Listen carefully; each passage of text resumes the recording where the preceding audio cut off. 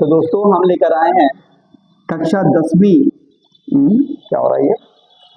ठीक है, कक्षा 10वीं गणित 1.1 प्रश्नावली का क्वेश्चन नंबर 3। क्वेश्चन दिया है कि अभाज्य गुणनखंड विधि द्वारा निम्नलिखित पूर्णांकों के एचसीएफ और एलसीएम ज्ञात कीजिए।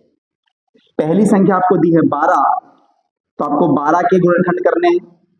15 दी है, 15 के गुणनखंड करने हैं और हमें 21 के गुणनखंड करने हैं। तो 12 के गुणनखंड करेंगे क्योंकि ये सम संख्या है तो ये 2 से कट जाएगी।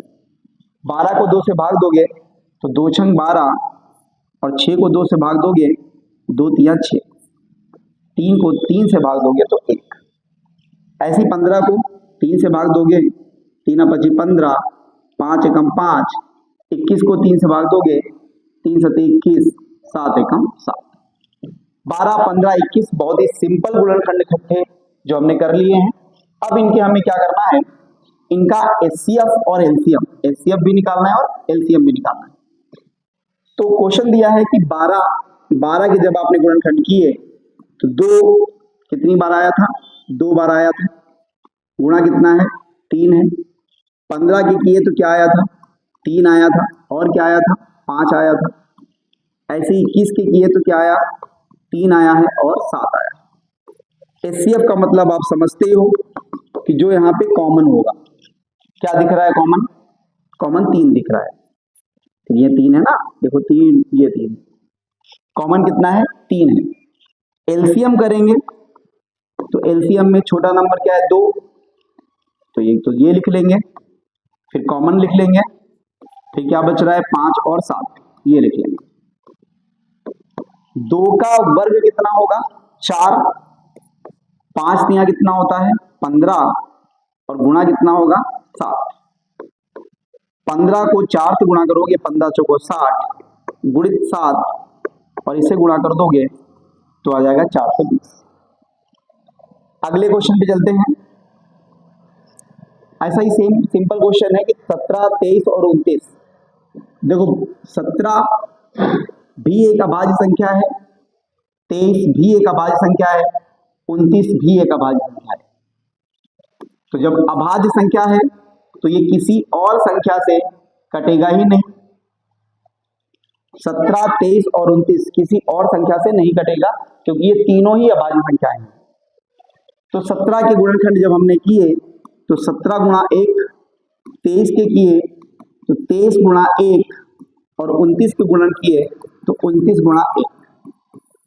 अब हम यहां बात करेंगे किसकी? एचसीएफ की। एचसीएफ मतलब हाईएस्ट कॉमन फैक्टर। एचसीएफ कितना आएगा? एचसीएफ कितना आएगा? 1 आएगा। अब हम बात करेंगे एलसीएम की।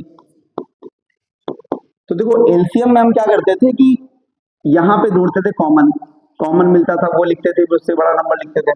पर यहाँ पे ये तीनों नंबर कैसे हैं? अभाज्य संख्या है। तो हम यहाँ पे क्या करेंगे, तीनों को मल्टीप्लाई कर देंगे। मल्टीप्लाई मतलब गुणा। चलिए 17 को कर दो, 17 आएगा। 29 को करना है 23 के साथ, तो 29 या 87 के साथ 8, 29 दूना 58 और 58 और 8 कितना होता है भाई? 66। 17 से गुणा कर दो। 17 को करना है किससे? 6 6 7 को किससे गुणा करना है? 17 से। कर लेंगे आप। 17 7 119 11 102, 102 को गुणा करोगे किससे? 17 जगह 102, 102 और 11 113 के 3 11, 102 और 11 102 और 11 102 और 11 113, यानी आ गया 11339। तो ये इसका आ जाएगा एलसीएम। ये एलसीएम आ गया और एचसीएफ कितना आया? 1।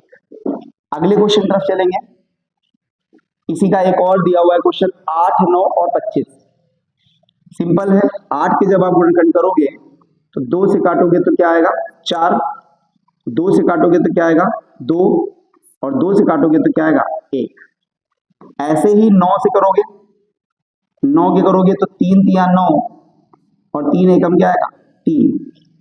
ऐसे ही हम 25 के करेंगे 25 को करोगे, 25 के करोगे तो 5 25 एंड 5 एकम 5, 5 एकम 5 आएगा। तो 8 के जब आपने गुणनखंड किए तो 2 गुणा 2 गुणा 2 आया।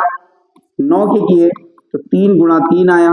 या आप वैसा भी लिख सकते हो कि 2 की घात 3 लिख दो, वैसा भी लिख सकते हो कि 2 की घात क्या आया 3 आया। 3 की घात कितना आया 2 आया।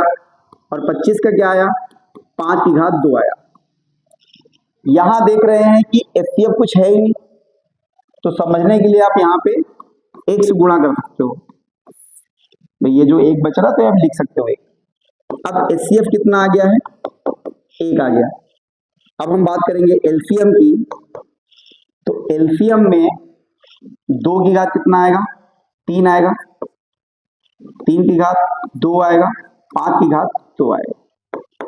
2 की घात 3, 2 दूनी 4 दूनी 8, 3 तिया 9, 5 25 आएगा 8। 25 को करोगे 9 से तो आएगा 225 और गुणा कर दो तो आ जाएगा 1800। ठीक है।